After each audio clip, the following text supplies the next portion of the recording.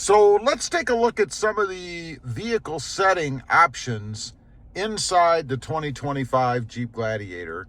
And I'm talking about on the infotainment screen that you can see here. We're just going to run through everything that you can set, I guess. So obviously you want to hit the vehicle button. And right off the bat, you've got lights, headlight off delay. You can change that from 30 seconds. Let's see how far you can go. Down to 0 and up to 90 seconds, it looks like. We're going to leave this one at 30 seconds. Next up, you've got headlight illumination on approach. I'm not exactly sure what that means. Let's tap that little info button here. It says automatically turns on headlights after unlocking the vehicle with key fob. Okay, so you push your key fob and then the headlights apparently are going to come on. You can keep that on for 0, I assume, on up to 90 seconds, just like the other setting. We'll keep that at 30. Daytime running lights, on or off, obviously. Flashlights with lock, on or off. And it looks like those are all of the lighting settings that you can choose. Let's go to door locks next. Door locks, you can, let's see, auto door lock. And I like these little informational things. It says automatically lock the door when vehicle is in motion. So other words, when you pull off, go into park and drive away, it'll automatically lock the doors. Next is auto unlock on exit. Let's see what that says. Automatically unlocks doors when exiting the vehicle. Obviously, I like that. We've got that turned on. Flash with lock, that would be your lights. Sound horn with lock. You can have it off, one press or second press. First press off or first press of key fob unlocks the driver's door or all doors. I go with all doors in my case. Let's go down to key off operations. Key off power delay. You can go, let's see, looks like a minimum of 40 seconds. All the way up to, 10 minutes. We're going to keep that at 45. Doors off, key off, power delay. I have that completely turned off, so we don't even use that. Headlight off delay, 30 seconds. Let's go down to audio settings. And I imagine there's a myriad of things. This is like the equalizer type screen, right? You've got balance and fade, equalizer, speed adjustment. That's where the sound will increase as you increase in speed. Aux volume offset. I don't have that option, it looks like. Auto play, auto on radio, volume adjustment. And that's all of the radio settings. And let's go back. We're going to go down now. Let's see. What else do we have? Notifications. Notification sounds, I like that. App drawer favoring pop-ups, I've got that on. App drawer unfavoring pop-ups, I've got that on. Sounds like the system is a little conflicted to me. New text message pop-up is on. It'll show you a text message. Missed calls message is on as well. Sirius XM setup. We don't use that, so no big deal. Software updates. I've got it currently scanning to see if there are any. It hasn't updated yet, so I'm assuming not. System information.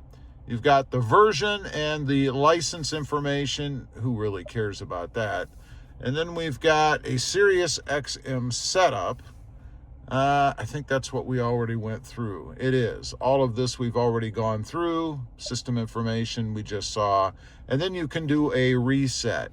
Not looking to do a reset. Let's see if we've missed anything. Let's go all the way back up. Let's see.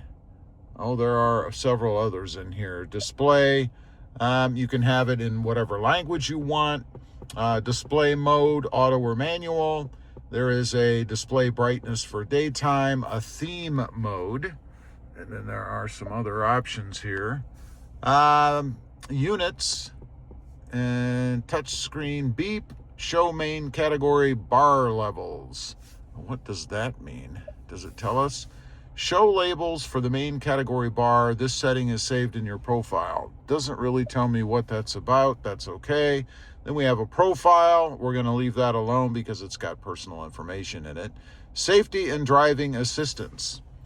Let's see. You've got rear seat alert, which is on. I'm going to turn that off.